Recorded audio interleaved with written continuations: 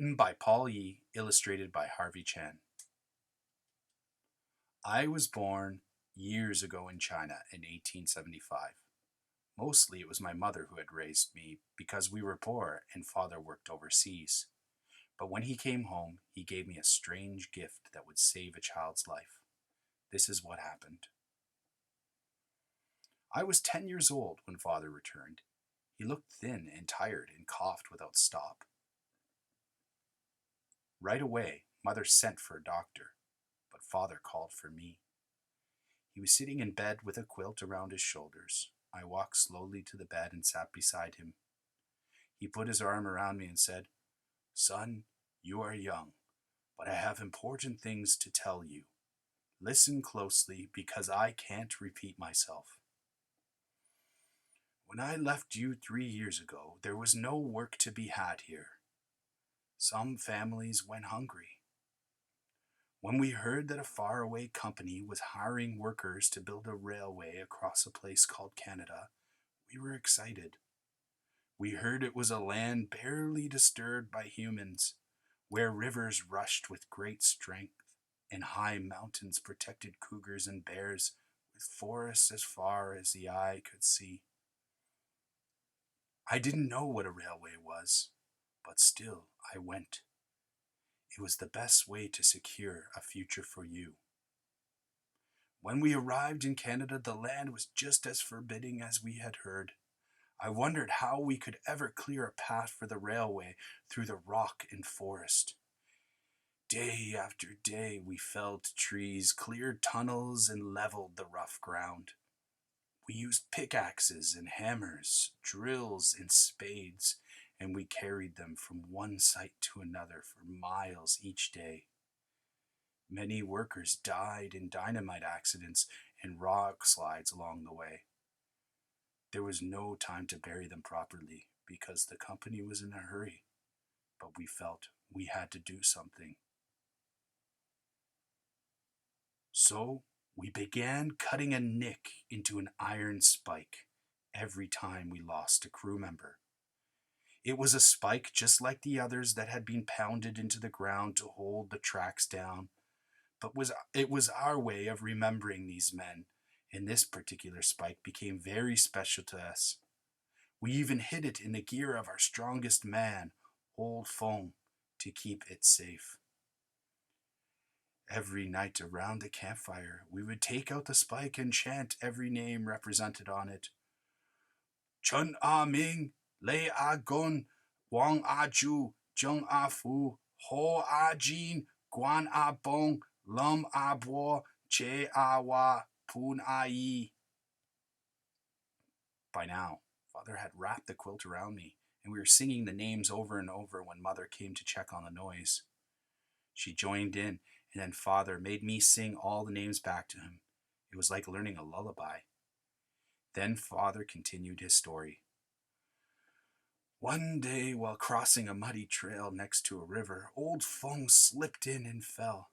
The swift waters swept him off. When we found him a mile downriver, he was soaking wet and happy to be alive, but the spike was gone.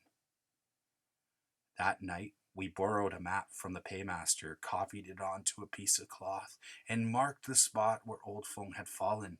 We vowed one day we would return to find it. Our rail work, our railway work took us far away from that spot. Months later, the paymaster announced that the job was finished. He gave us our pay and said we were on our own. But the company promised to pay our way back to China, we said. Still, no one listened. Some men in our crew wanted to stay in Canada to look for work, and others wanted to go home. We decided that whoever was staying should keep the map because they had a better chance of going back to the river to find the spike. But there were neither jobs nor prospects for the Chinese in Canada, and we were worried the map would be lost if we kept it there. We finally pooled our savings and sent a man home to China with the map. I was that man, said father. He shook the quilt from his shoulders and handed me a small cloth bundle. Take care of this, he whispered. father soon died after. 9 days later, 9 years later, as my mother lay dying, she said, "Son, China has no future for you. You should go abroad to seek a better future, just as your father did so long ago." So I sailed for Canada. It wasn't easy finding jobs, but I worked at salmon canneries, shingle mills, and vegetable farms. I saved every penny, and I never took a holiday except to return to China and get married. I brought my wife to Canada, where we raised a family, and Canada did give us a future. My children grew up and went to university. After World War II, they found good jobs. My daughter moved away to raise her own family in Revelstoke, British Columbia. When I looked for Revelstoke on a map, it was near the river where old Fong had lost a spike. But by then I was old and shaky, and I walked with a limp. So much time had passed since then, I thought. How can I ever find that spike? So I did nothing. One evening, many months later, my daughter called on me on the phone, sobbing and choking. Her family had gone to have a picnic by the river, but her little boy Donald had wandered off and hadn't come back. Now all the townspeople were searching the woods for him. I hurried the train station and reached them the next day. Donald was still missing.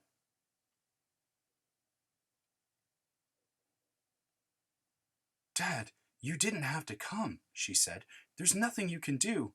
I showed her my map and where the spike had been lost. My daughter shook her head. "This is nowhere near our picnic spot," she said, but I insisted on going. Soon I saw the terrain my father had seen: towering mountains, dark forests, and deep, rocky ravines.